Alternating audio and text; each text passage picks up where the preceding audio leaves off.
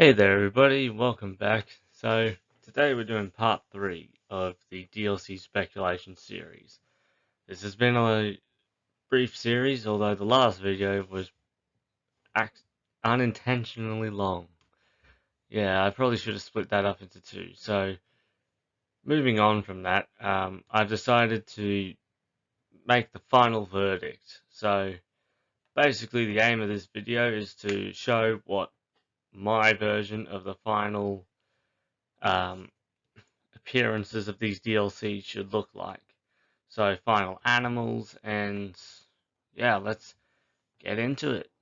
So with the Islands Animal Pack, now I'm only going to be doing animal packs and the expansions for this one because I don't want to make this video too long. So we're starting with the Islands Animal Pack. So of course the flagship being the Tasmanian Devil, largest marsupial and largest carnivorous marsupial, that is. Red kangaroo's already in the game, and that's the largest. Fossa also making its return. North Island brown kiwi, Goodfellas tree kangaroo. Now the only newcomer to, actually no, there could be more than one newcomer to this habitat lineup. The cargoo from New Caledonia, just adding one more island into the mix. Also the Kokeril safaka making its habitat animal debut in this pack would be brilliant. Adding two more Madagascan animals in this pack is a good idea because safakas are a unique kind of lemur, and fossas are, well, lemur hunters necessarily. So it's good to diversify what is a very diverse country. And next is the southern rockhopper penguin. I believe it was in the first video as a habitat animal. The walrus is now in the aquarium expansion. So I tried to make it a bit better. We got 3 birds, so that's pretty good. I say 3 birds because the tuatara is now the exhibit animal, because I realized that swapping out the regular exhibit format is not really too good for the future of the game. So swapping out the regular exhibit animals like lizards, not tuataras aren't lizards, but you get my point. Swapping out the regular ones for the walkthrough ones. So um, that is the Islands Animal Pack and final version of it. Next, of course, being the Highlands Animal Pack, with the Wolverine as its flagship, followed by the Gelada, the Tycoon, the Markhor, Spectacled Bear, the Pallas's Cat, the Rock Hyrax, and the Chinese Giant Salamander being the exhibit animal, as they are found in Highlands. I was originally going to put them in the Woodlands Animal Pack, but that really didn't make too much sense, as, I mean, the areas that surround their rivers are woodlands, but it makes more sense that they would be in a Highlands Animal Pack rather. So next, of course, is the Tropical Rainforest Animal Pack. I don't think I've changed anything in this pack. I think all the animals are still the same. So we've got Linnaeus' two-toed sloth as the flagship. Really need a sloth. I was almost tied between the Linnaeus and, well, the two-toed sloth and the three-toed sloth. However, three-toed sloths only appear in one zoo outside of their native range, I believe. And also, Linnaeus' two-toed sloths are prevalent in captivity and would be the sole sloth of many zoos. Joffro's spider monkey, again, a widespread animal. No need to change it there. Golden lion tamarin, probably the most iconic of the tamarin group. There are, of course, others like the emperor tamarin with this distinct mustache, which would be a good addition as well. But having something that's as striking as this in the trees would definitely spice up your lineup. Red river hog, again, it's an iconic species of the Congo. So having it in Congo exhibits, or just African exhibits in general, is pretty common in real life, and could be adapted into Planet Zoo. And yeah, it's just a great species, and would be the first pig in the game to really have a striking coloration. Volscaril, personal favorite of mine. They are very well known. Oh well, I say very well known. They're not that well known, but they're known for dwelling in the rivers and streams of Southeast Asia, particularly the Malayan Peninsula and some Indonesian islands such as Borneo and Sumatra. And they are pretty common in captivity, with many institutions across the planet displaying them. And they are just one of the coolest looking crocodilians, so they would make a really good addition. Fishing cat would have its unique enrichment item, the fishing pool. Well, it could be used by other animals, but the fishing cat would really be the one that displays the most surprising use of it. And South American coatimundi, well, coati as I'd put it, because coatimundi is, for those who don't know, just the longer name of coati. So coati is basically short for coatimundi. And panther chameleon. Yeah, we need a chameleon. Oh, I've got something in my throat there. Sorry. Yeah, and they're also another Madagascan animal that could spice up that area of the world. Moving on to deserts. I don't know how much I've changed here. We've got the dromedary camel, the addax, the yellow-footed rock wallaby, the hamadryas baboon, the collared peccary, the honey badger, the greater roadrunner, and the thorny devil lizard. Yeah, this is probably one of my favorite lineups. Even though yellow-footed rock wallabies are probably the lowest wanted by most people, they are a staple of many Australian zoos. You see them very often. Places like Adelaide Zoo, the Australian Reptile Park, Australia Zoo, I believe, has them. Yeah, I think so. I haven't been in a while, so it's yeah. So that is the Desert Animal Pack. Now on to what was featured in part 2. Oh yes, of course. The anniversary animals of year 4, so Sumatran tiger and king cobra. There we go. Took me a while to click through there. And it would be nice to get both. Like, you got a really cool tiger and a really cool snake. Like, even though they're both from Asia, does it really matter? I don't know. It could to some people, but that's just my opinion. Sumatran tiger is probably my favorite cat in the world. Not just because they're a tiger, but they are a very threatened species. Subspecies. Yeah, they're a subspecies. And the only one of the Sunda tigers left. The other two being the Bali tiger and the Javan tiger, which have sadly gone extinct.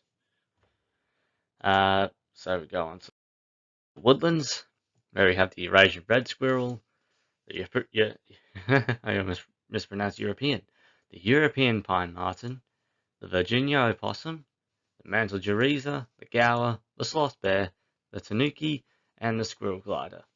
It is very mammal focused, but it would have been nice if I included the capercaillie, but I don't know which one to change out for it. But hey, it could be a good sequel species if Plant Zoo ever wanted to go down that route.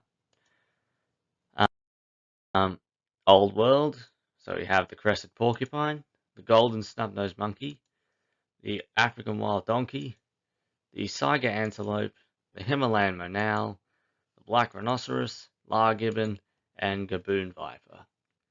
Yeah, would certainly be a very good lineup. And New World. Now, there is one animal that has been changed due to there's a bit of controversy whether Oceania is actually part of the New World or it's its own thing. I was considering it as part of the New World as it was discovered after Europe, Asia, and Africa. So all those major continents at that time in history.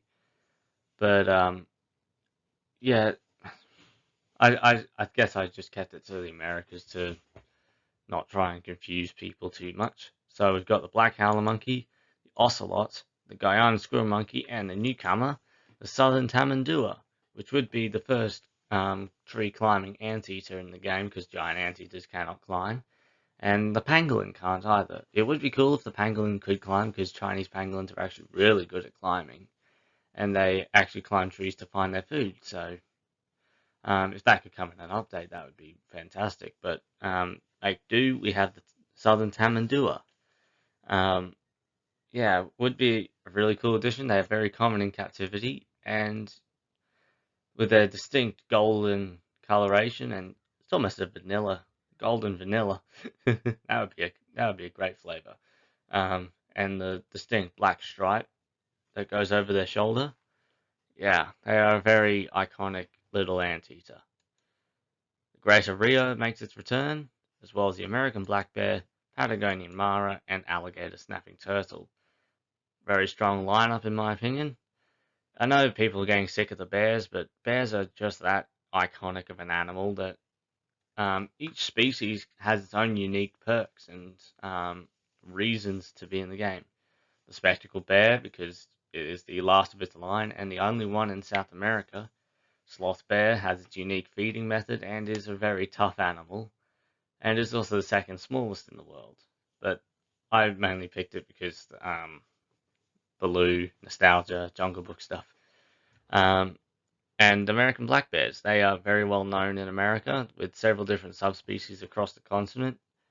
Um, yeah, they're just that iconic that it's hard to miss them, and they're very widespread in captivity as well. So the anniversary animals they have not changed. So tufted capuchin and green anaconda being those choices for this lineup of anniversary animals for year 5. I wanted to do a year 6, but couldn't be bothered really. I've done this many. I think next is aviary. Yes. So we've got macaws, eagles, pigeons and doves, hornbills and toucans, owls, vultures, lorikeets, budgerigars, and lories. Yeah, I fixed up the animations here because it was a bit muddled up last time. And of course, ducks. We need waterfowl. Other than cranes and flamingos, ducks are staples of aviaries and pond features in all zoos. You see them all the time, and a diverse range of ducks would be cool. If it was more than 5, like 10 species of duck from around the world, that would be spectacular. Spoonbills and ibis, yep, two very unique kinds of bird with several different species to match. And little penguin. They are found in some aviaries. I'm pretty sure that the Bronx Zoo has them in their seabird aviary, or at least their seabird house. Swans and geese, of course. Moot swan, nene goose, yeah. Saddle-billed stork, another iconic species of Africa, because of their coloration on their beak. Like, that is striking. Other parrots, so cockatoos, African grey parrots, keas, all sorts of different species. Like, if Frontier wanted to really go the extra mile with this aviary expansion, they could give us so many species, because many of them could use the same rig of others. I mean, the macaws has their own. Many of these animals have their own, but some can be recycled, like saddle-billed stork and little penguin from existing species. And some just have to be tweaked a little bit. Like with the burrowing owl, it would be the owl rig, just slightly different, because it would spend more time on the ground and in burrows. Yeah, and vultures and eagles, they share many physical characteristics. Raptors in general do. And peregrine falcon could also have a very similar rig of animation and model based on that rig. And okay, I'm just trying to explain my point, but diversity is what we need with an aviary expansion, and the different species we have, like grey crowned crane, Rakiana bird of paradise, pelicans, puffins and other seabirds, guinea fowl, kookaburras, and the peregrine falcon. Yeah, just a diverse range of birds for the pack would do really well for it, and it's definitely needed to diversify the birds that we have because most of them are ratites. We've got the emu, cassowary, and ostrich now. Kiwi and rhea would be cool to see as well, but we need all these guys. Little penguin is a personal choice of mine because they're very common in Australian zoos, and Australians zoos in general have, I think it's some strict exploitation laws when it comes to some animals. So we only have a select number of species, mostly native to the country. And same with New Zealand. New Zealand has little penguins too.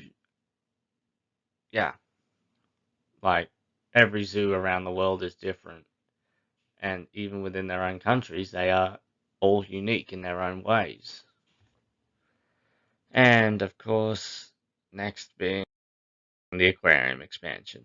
Probably the most ambitious, as Planet Aquarium has been thrown up in the air all the time, but there are some zoo aquariums. Fish are kept in zoos, so it wouldn't be too unheard of for an aquarium expansion to be featured in a zoo game. Like, look at Marine Mania for Zoo Tycoon 2. That happened, and was really good. I mean, I haven't included any cetaceans in this, like Zoo Tycoon 2 did, because that is a very controversial topic, cetaceans being kept in captivity. Sorry for those who don't know what cetacean means. It means whale, dolphin, or porpoise. So nothing like orcas, bottlenose dolphins. I mean, bottlenose dolphins and beluga whales, they do decently well in captivity. Like, they have been able to breed, and so have orcas. But just to be on the safe side and not cover a topic like that um, in a video like this, like that is very distressing, controversial, and um, yeah, it's a very obscure topic that is really not what I want to discuss in Planet Zoo videos, because it is a very sad thing, especially after watching documentaries like Blackfish. I wasn't going to include orcas or any other cetaceans in this pack. So we've stuck with fish, penguins, some other seabirds, and pinnipeds, so seals and sea lions. Anyway, getting that out of the way, we have the sharks. So many sharks do well in captivity, and as they would act like exhibit animals, they wouldn't breed in their natural ways.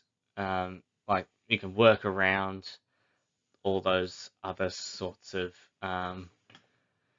complications with the sharks, and same with many of the other animals like rays and the whale shark that is coming up.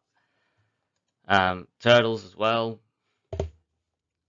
Yeah, I mean, they'll still breed, but they would work like the other exhibit animals and just be adults by the time they're born. I mean, it's a smart move, to be honest, but doesn't work like that in real life. So other cartilaginous fish like the bone-mouthed guitarfish, really cool species actually, critically endangered sadly, and yeah, as I said in the previous video, more critically endangered animals to boost awareness of their existence and how fragile their populations are is a good thing to bring to the light of the wider audience. Large freshwater fish, arapaima, alligator gars, sturgeons, paddlefish. I actually don't think I mentioned paddlefish in the last video. Don't think I did. Anyway, medium freshwater fish like the electric eel, catfish, all that sort of stuff. Small freshwater fish, so cichlids, piranhas, maybe goldfish. I don't know. Well, goldfish wouldn't exactly be a zoo animal. I mean, koi are, but they're a carp. Yeah, I think I actually included koi in the last episode. Yeah, they would be good. Large saltwater fish like the grouper and humphead Maori wrasse. Medium freshwater, I said freshwater. Saltwater fish like the lionfish, moray eel.